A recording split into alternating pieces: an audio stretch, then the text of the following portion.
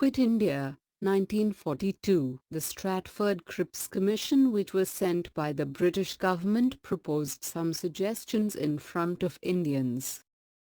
Proposals like according dominion status to India, and calling a meeting to draft new constitution were tabled. It was proposed that all states will have liberty to be part of the new federation or not. The Quit India movement declared British, "You quit India." Gandhi gave call to the fellow Indians to do or die. As result, leaders like Gandhiji, Nehru, Rajendra Prasad, Abdul Kalam Azad, Sardar Vallabhbhai Patel, Avakari Kripalini and Kasturba were arrested and imprisoned. Since most of the Congress leaders were jailed, non-Congress organizations took the lead in this movement. This movement created new leaders. Jayaprakash Narayan provided leadership to this movement. He was the leader of Socialist wing of Congress. He, along with his supporters, engaged in revolutionary works. The Socialists brought out a document titled The Freedom Struggle Front and outlined their strategies. They trained factory workers.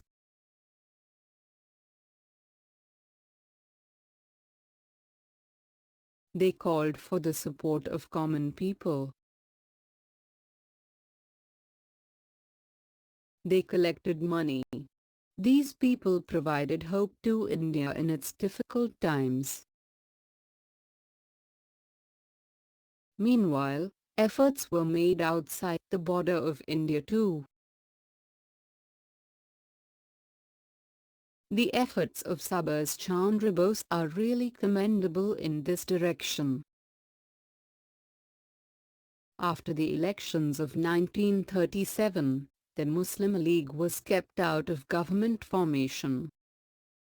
When the Congress walked out of the government in 1939 opposing the unilateral decision of the Viceroy to participate in the World War II, Muslims celebrated this walkout as Vimucti Diwas.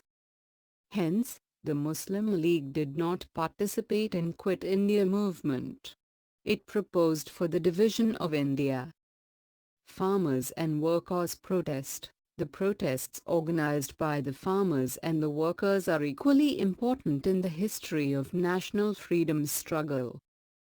Some of these associations were influenced by the Congress, and some were influenced by the Marxist ideologies. During the British administrations, many farmers rebelled against the British planters and zamindars. They opposed the indigo cropping in Champarania district.